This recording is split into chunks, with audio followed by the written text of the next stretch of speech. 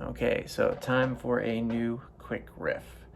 And this quick riff is going to use the exact idea from the previous lesson about sliding octaves. So this is just actually putting it into effect and not necessarily going straight up and down the scale like an exercise, but with some skipping around.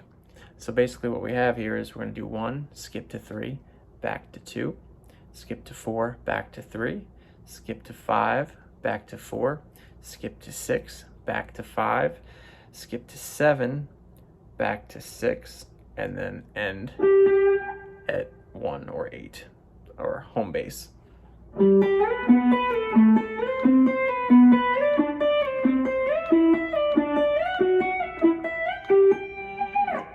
When you play it fast,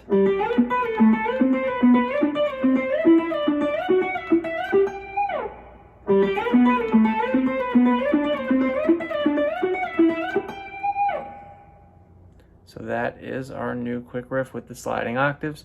Just like I mentioned in the previous lesson, you can do this on any different set of strings. You could say G string and high E string.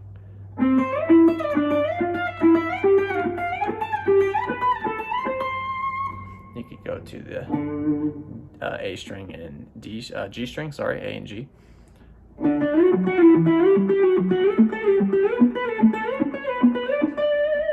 Or the E and the D.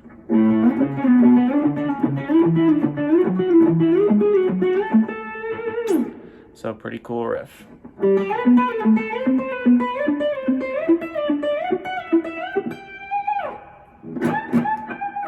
Good luck.